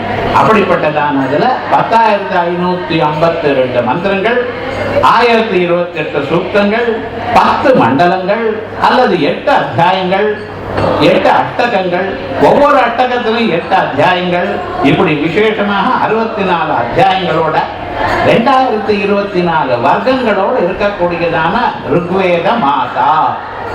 மனுஷியாளுக்கு எல்லோருக்கும் ஹிதத்தை சொல்லக்கூடியதான இந்த ருக்வேத மாதா. அந்த அம்மாவுக்கு நமஸ்காரம் பண்ணிவிட்டு இந்த ருக்வேதத்தில் இருக்கக்கூடியதான சந்தஸ், காயத்ரி சந்தஸ் 24 அக்ஷரம், உஷ்மிக் சந்தஸ் 28 அக்ஷரம், அனுட்டர் சந்தஸ் 32 அக்ஷரம், அதே போலயே பிருஹதி சந்தஸ் 36 எழுத்து, பந்தி சந்தஸ் 40 எழுத்து, திருட்டர் சந்தஸ் 44 எழுத்து, ஜெகதி சந்தஸ் 48 எழுத்து, சக்வரி 56 எழுத்து, அட்டிங்கிற ஒரு சந்தஸ் 64 எழுத்து, இப்படியே அதிதிருஷ்டிங்கிறது 76 எழுத்து. இப்படி ஒவ்வொரு பாதத்திலும் இத்தனை எழுத்துகளோடு இருக்கக்கூடியதான அழகான சந்தோபத்தமா இருக்கக்கூடியது இந்த ருக்வேதம். இதை பார்த்தோமா, இதுல சம்ஹிதையை பார்த்தோம். பிராமணம்னு நான் சொல்லியிருக்கேன். 40 அத்தியாயங்களோட இருக்க பிராமணம் மட்டும். இந்த பிராமணத்தை என்னன்னு இந்த வேதங்கள் சொன்னேன்னு இதை ஒண்ணு தெரிஞ்சுக்கலாம். என்னன்னு இந்த வேதமானது ஸ்வத பிரமாணம். ஸ்வத பிரமாணம்னு அது என்ன சொல்றதோ அது எப்படியே அத்தாரிட்டேட்டிவ். அதுல இது இப்படி இருக்குமா சார், அப்படி இருக்குமா அப்படின்னு கேட்கக்கூடாது. வேதம் சொல்லியாச்சுன்னா அது உங்களுக்கு அறிவே கொடுத்தது. அது பிராமாண்யமான அறிவு. அது இப்படி இருக்குமா அப்படி இருக்குமாங்கிறத சொல்லவே முடியாது. அப்படி பிரமாணத்துக்கு மூர்தன்யமா இருக்கக்கூடியதான ஸ்வத பிரமாணமா இருக்கு. இன்னொன்னு, இந்த வேதத்தை யாரும் எழுதல. ராமாயணத்தை எழுதினார் யாரு? வால்மீகி முனிவர் எழுதினார். மகாபாரதத்தை யார் எழுதினார்? வேதவியாசர் எழுதினார். இப்படியும் நீங்க சொல்றேன். ஆனா வேதத்தை யார் சார்? யாரோ ஒருத்தர் எழுதியிருந்தா தானே புத்தகம் வரும். தானா ஆகாசத்துல குதிக்குமா? வெள்ளைக்காரனுக்கெல்லாம் இது புரியவே இல்லை. ஆனா என்ன சொல்றோம், எங்க ஊர்ல வேதத்தை யாருமே எழுதல. ஈஸ்வரன் எழுதினாரோ? ஈஸ்வரன் எழுதல. என்ன சுவாமி இல்லாம அது எப்படி வந்தது? முதல்ல எங்க இருந்து வந்தது? யார் முதல்ல அத்தியனம் பண்ணார்? யோ பிரம்மாணம் விததாதி பூர்வம் யோ வை வேதாம் பிரஹிணோதி தஸ்மை. முதல்ல உலகத்தை உண்டு பண்ணினார். அவ ஹிரண்ய கர்ப்பர்னு ஒருத்தர் உண்டு பண்ணினார். அவருக்கு என்ன பண்ணார் தெரியுமா? ஓங்கிற ஒரு அற்றத்தை காதல ஊதினார். அந்த ஓங்கிற அற்றத்தை வச்சுட்டு அவர் தபஸ் பண்ணினார். தபஸ் பண்ணும் பொழுது அவருக்கு போன கல்பத்தில் இருக்கக்கூடியதான வேதங்கள்லாம் தோணித்தான். இந்த வேதங்கள்லாம் எப்படி இருந்தது? போன கல்பத்துல இது அக்னிமேலை புரோகிதம், இதே ஸ்வரம், இதே எழுத்து. இதை வன்னிமேலைன்னு சொல்லக்கூடாது. அக்னிமேலைன்னு அக்னிமேலைன்னு சொல்லணும், வன்னின்னு சொல்லக்கூடாது. மாத்தினா என்ன சார் விவகாரம்? இப்ப எல்லாம் சட்டையெல்லாம் மாத்தி மாத்தி போட்டுக்கிறான் பாருங்க.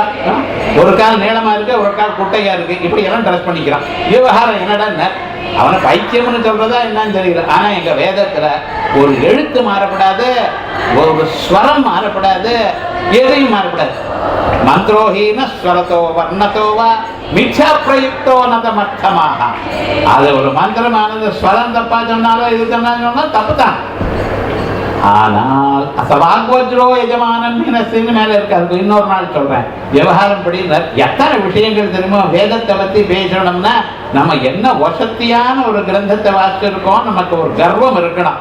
அவன் தான் எம்ஏ படிக்கிறான் சார், பிஹெச்டி பண்ணினா இருக்கட்டுமே, யார் வேண்டாங்கிறது. இந்த கால் தூசிக்கு வருமா? அது அந்த வேதாத்தியனம் பண்ணியிருந்தான் அந்த வசதி யாருக்கும் வராது.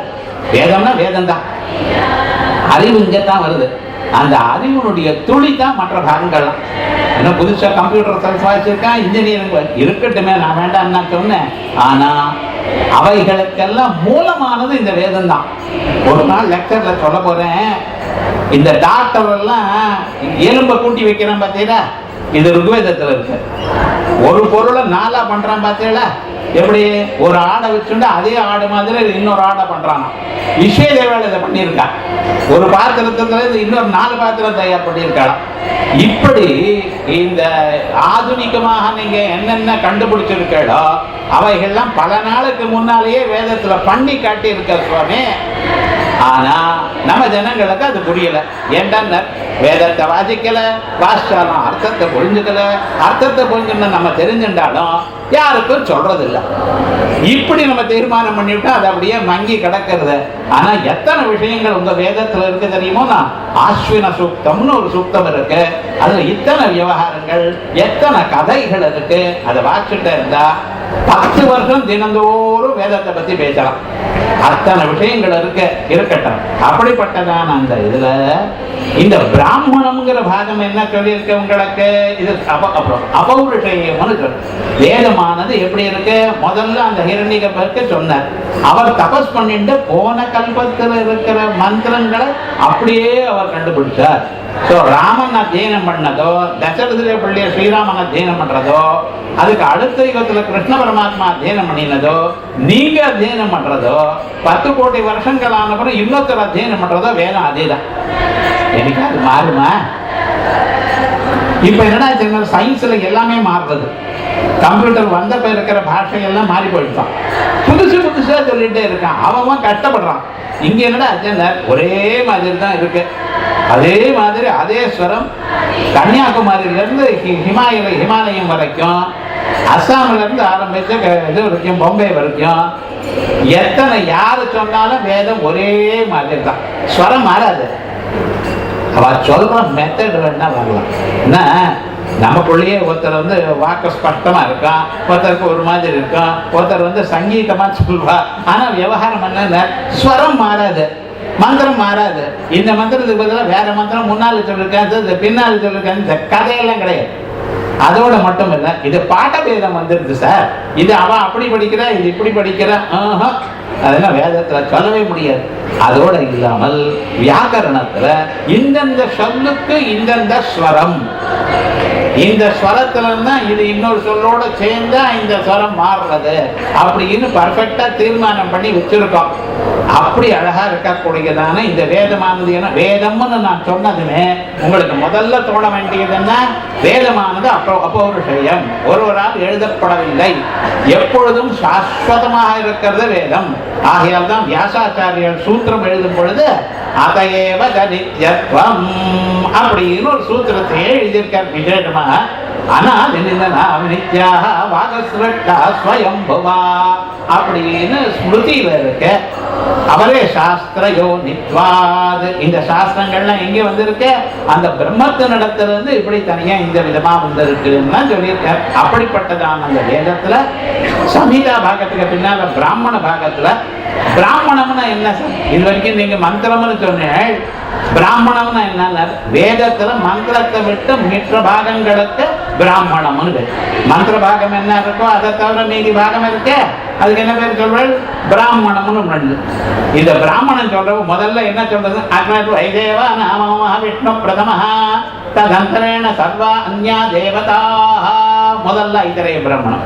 அக்னிர்வை தேவா நாமவமஹா, நமக்கு கிட்ட இருக்கார் அக்னி. விஷ்ணு எங்க இருக்கார், முதல்ல இருக்கார். ஸோ நமக்கு ஹெல்ப் பண்ணோம்னா யார் சார் பண்ணுவா, நம்ம பக்கத்தில் இருக்கிறதானே நமக்கு ஹெல்ப் பண்ணுவா. ஸோ பிராமணனுக்கு ரொம்ப வேண்டியவர் யாருன்னா அக்னி. யாருன்னு, அக்னி அண்ணா மாதிரி. அண்ணா தம்பிக்கு சகாயம் பண்ணுவானோ இல்லையா, அதே மாதிரி நமக்கெல்லாம் ரொம்ப சகாயப்படுறது யாரு, அக்னி பகவான்.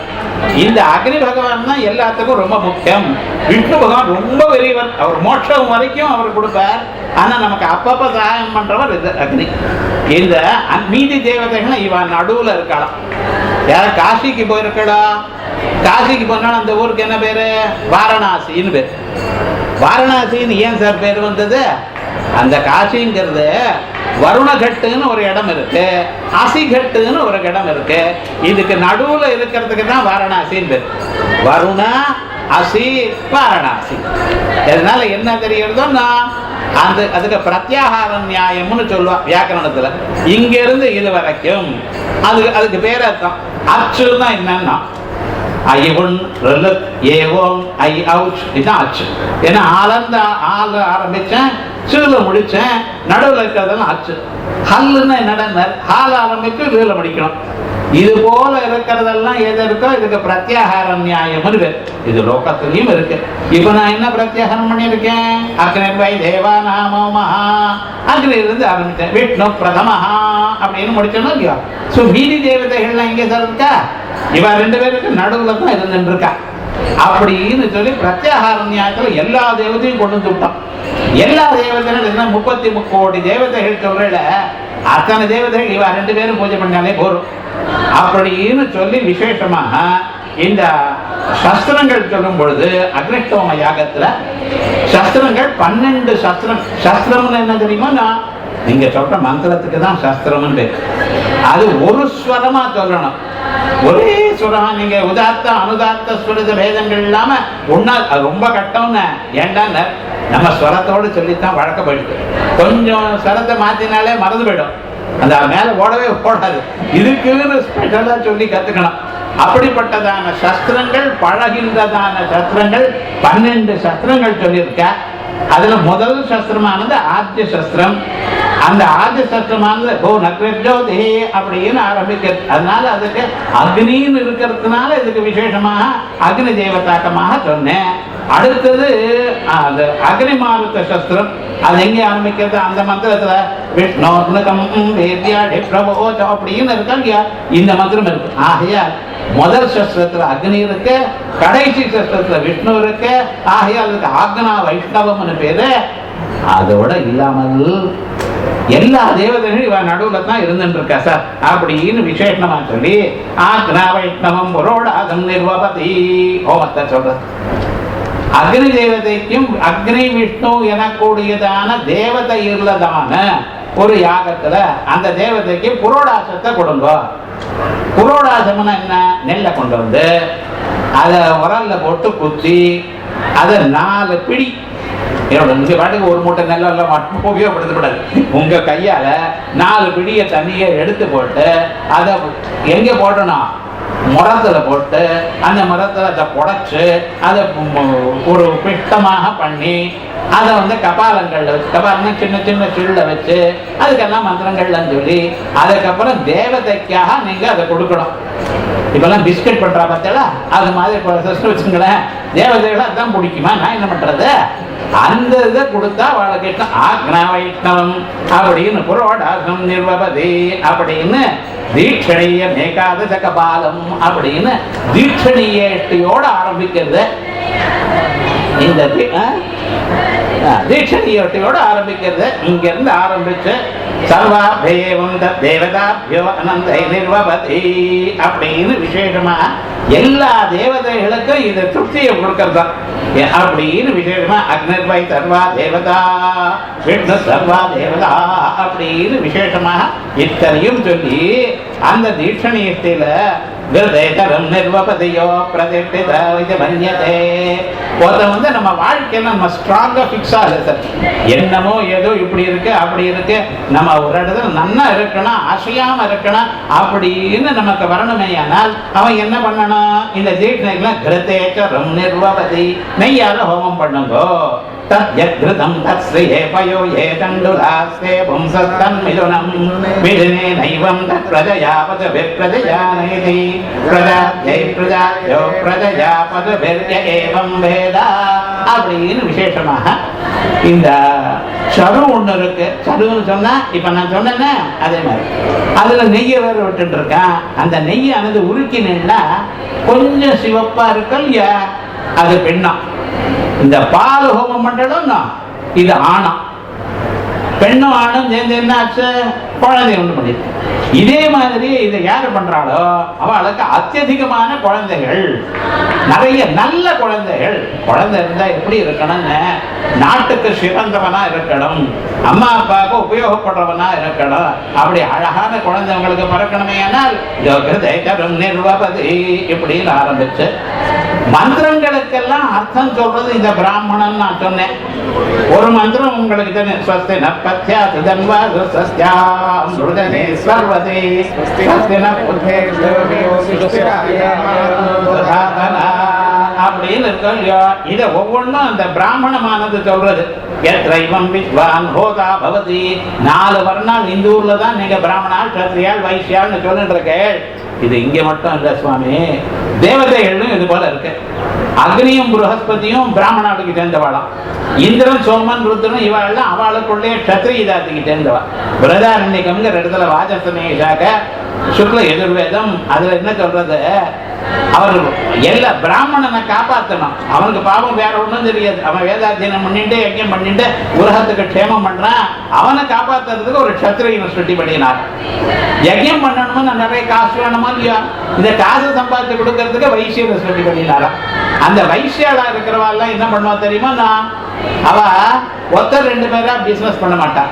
ஒரு வியாபாரம் பண்றதா ஒரு 10 பேர் சேர்ந்துப்பா, ஒரு அசோசியேஷன் பா, ஒரு 50 பேர் சேர்ந்துப்பா, ஒரு பெரிய கப்பலை வாங்கிட்டு அதன் வழியா போவா. இப்படி சங்கமா இருக்கிறவாளுடைய வைசியாளுடைய சுபாவம். அதே போலயே வசுக்கள் 8 பேர், ருத்ராள் 11 பேர், சூரியன் ஆதித்ய 12 சூரியர்கள். அதனால்தான் நீங்க என்ன பண்றது தெரியுமா? ஏகாதச ருத்ரம். ஏன் சார் ருத்ரத்தை 11 தரம் சொல்லணும்? 11 என்ன நம்பர், என்ன விசேஷம்? 11 ருத்ரால் இருக்கா. ஒவ்வொரு மாசத்துக்கும் சித்திரை வையாசி ஆனி அப்படிங்கிறல்ல, ஒவ்வொரு மாசத்துக்கும் ஒவ்வொரு சூரியன். இப்படி கூட்டம் கூட்டமா இருக்கலாம். இவெல்லாம் வைசியாளுக்கு சேர்ந்தவர், பூஷாங்கிறவர் மற்றவர்களுக்கு சேர்ந்தவர். இப்படி 4 பேருக்கும் சந்தோஷத்தை கொடுக்கறதுக்காக இந்த மந்திரம் சொல்றதான். ஸ்வஸ்தின பத்யால் தாவதேத்யாஹ இப்படின்னு மந்திரம் சொல்லியிருக்கு. அந்த மந்திரத்துல என்ன சொல்லியிருக்கு? மருதேஷ நீங்க இந்த மந்திரத்துக்கு என்ன அர்த்தம்? நம்ம இப்படி அப்படி போயிட்டு என்னைக்காவது பாலைவனத்துல போனோமே ஆனால், அங்கே போக வேண்டிய தான சூழ்நிலை வந்ததே ஆனால் ஜலமே கிடைக்காது. அங்கேயும் என்ன காப்பாத்து. ஸ்வஸ்தின பத்யாசு ஜலமில்லாதான மார்க்கத்துக்கு நாம போகுமே ஆனால் அப்பொழுது எங்க காப்பாத்துங்கோ. அதே போல ஜலம் இருக்கிற இடத்துல போனாலும் தீர்த்தம் இருக்க என்ன இருக்கும்? ஒரு மனுஷனும் இருக்க மாட்டான். ஏதாவது ஒரு சகாயம் பண்ணணும் ஒரு மனுஷன் இல்லாத இடத்துக்கு நான் போனேனே ஆனால் ஸ்வர்கயுக்தமான மார்க்கத்துக்கு போகும்பொழுது அப்பொழுதும் எங்களுக்கு காப்பாத்துங்க. எப்படி பாருங்க, வாழ்க்கையில என்னென்ன கட்டம் வந்தாலும் அந்தந்த சமயத்துல எங்களை காப்பாத்துங்கோன்னு சொல்லக்கூடியதான மந்திரம். அதே போலயே புத்திர கிருத்தேஷு குழந்தைகள்லாம் உண்டாகணுங்கிற இடத்துல எங்களிடத்துல ஸ்திரீகள் பிரியமா இருக்கணும், அவளுக்கு நம்ம பிரியமா இருக்கணும். அப்படி தம்பதிகள்லாம் அந்யோன்யமா இருக்கணும். இவைகள்லாம் சொல்றது அவளுக்கு ஸ்வஸ்தி ததாதனா ஸ்வஸ்தியை கொடுக்கட்டும். ததா ராயே எல்லாத்துக்கும் என்ன சொன்னார்? காசு இருந்தாதான் எல்லாரும் சந்தோஷப்படுவா. அந்த காசும் எங்களை கொடுக்குவா அப்படின்னு சொல்லி இது போல நிறைய யாகங்கள், ஒவ்வொரு யாகத்திலையும் இருக்கக்கூடியதான விசேஷமான பலங்கள் என்ன மந்திரம் சொல்லியிருக்கோ அந்த மந்திரத்தினுடைய அர்த்தம், அதனுடைய விநியோகம் சொன்னது இந்த பிராமணம். அப்படிப்பட்டதான அந்த பிராமணத்தினுடைய விசேஷமும் நம்ம தெரிஞ்சுட்டு இருக்கோம். இதுல முதல் அத்தியாயத்துல சில பகுதி தான் சொன்னேன் இன்னைக்கு. இது போல 40 அத்தியாயம் இருக்கு சார். கேட்கறது ரொம்ப சிரமம்னு நினைக்காது. விவகாரம் எல்லாம் சொல்ல போறதில்ல. இருந்தாலும் சில முக்கியமான பாகங்கள் அப்பப்ப சொல்லுவோம். எஜுர்வேதத்துல எத்தனை கதைகள் இருக்கோ, எத்தனை உபாக்கியானங்கள் இருக்கோ, எத்தனை விஷயங்கள் சொல்றாளோ அதை விட 100 மடங்கு இருக்கும். ஆனா நம்ம என்ன பண்ணியிருக்கோம்? எல்லா தங்கத்தையும் ஆபரணங்களையும் டைமண்டையும் வஜ்ரத்தையும் என்ன பண்ணியிருக்கோம்? ஒரு பெட்டியில போட்டு அந்த பெட்டியை மூடி அந்த பெட்டிக்கு சாவியை கொடுத்து சாவியை போட்டு அது என்ன பண்ணு இடுப்புல சொல்லி வச்சுட்டு இருக்கேன் சார். அந்த பெட்டியை அங்கங்கே வச்சுட்டு போறான். ஞாபகம் வச்சுக்கோ. அப்படி இருக்கு உங்களுடைய கதை. அதனால என்ன பண்ணணும்? அதை நம்ம தெரிஞ்சுட்டு வாழ்க்கைக்கு உபயோகப்படுத்தணும். கர்மாக்களை பண்ணணும். கர்மாக்களை பண்றதுக்கு நீங்க பண்ணணும். பிராமண ஆளுக்கெல்லாம் என்ன தெரியுமா? யஜனம் யாஜனம். நீங்களே கர்மாவை பண்றது, இன்னொருத்தரோட கர்மாவை பண்ண வைக்கிறது. அந்த ரெண்டும் படிக்கிறது, படிப்பை சொல்ல கொடுக்க வேண்டியது. இப்படிப்பட்டதான தர்மங்கள் இருக்கு. ஆகையால் நாமெல்லாம் இந்த வேதாத்தியனம் பண்ணிடுவா. வாழ்க்கையில நம்ம தான் வசத்திங்கிறது உணர்ந்து முதல்ல ஐயோ நான் அதை படிக்கலையே இதை படிக்கலையே வேண்டாம், நீங்க படிச்சதான் வசதி. அந்த மனசுக்கு ஒரு தைரியம் இருக்கணும். இதைத்தான் நம்ம ஆச்சாரியால் சொல்லிட்டு இருக்கா. நாம எல்லோரும் சேர்ந்து இங்க 250 பேர் இன்னைக்கு இருக்கான்னு சொன்னா இது அடுத்த சபையில 2500 பேரை வரணும். அந்த அளவுக்கு நம்ம தான் பண்ணணும். ஆச்சாரியாளுக்கு நம்ம ஏதோ பண்றோம்னு ஒரு நமஸ்காரம் பண்ணினா போறாது. அவருக்கு நம்ம பண்றது நிஜமான சேவை வேதத்துக்கு இதுதான். நம்ம குழந்தைகள் வேதத்தை படிக்கணும், நமக்கு தெரிஞ்சவா வேதத்தை படிக்கணும். அவளுக்கு இந்த வேதத்துடைய மதிப்பை எடுத்து நீங்க சொல்லணும்னா என்ன பண்ணணும்? 7 நாள் ஆச்சாரியால் தயார் பண்ணியிருக்கார். இந்த 7 நாளும் நம்ம வேதாத்தியனம் பண்ணிட்டு காலமே பாராயணம் பண்ணிட்டு சாயங்காலம் இது போல சொல்லக்கூடியதான மகான்கள் சொல்றதெல்லாம் நம்ம கேட்டுண்டு அதனால நம்ம க்ஷேமத்தை அடையணும். இது போல சந்தர்ப்பங்கள் கிடைக்கிறது அருது. இது மாதிரி சந்தர்ப்பம் கிடைச்சாலும் நம்ம பரணி சாட்சிகள் மாதிரி இதை தயார் பண்ணி வச்சிருக்காரு. எல்லாரையும் விவகாரம் இங்கே உட்காரு அங்கே உட்காரு, அது பண்ணு இது பண்ணு, என்ன மேக்சிமம் வேல்யூ கிடைக்கணும், எல்லோரும் இதனால க்ஷேமத்தை அடையணும் அப்படின்னு எல்லாத்துக்கும் மேல அந்த ஆச்சாரியாளுடைய ஒரு அனுகிரகம் ஆஸ்தே தேசிக சரணம் நிரவதியாஸ்தே ததிக்ஷணே கருணா அப்படின்னு அவருடைய காருண்யம் இருக்கு. நம்ம க்ஷேமா முன்னுக்கு வருவோம். நம்ம வாழ்க்கையில பகவத் அனுகிரகம் நமக்கு கிடைச்சிருக்கு, அதை உபயோகப்படுத்துவோம் சொல்லிக்கொண்டு இதோட நிறுத்துங்க. ஹர ஹர நம பார்வதி பதயே.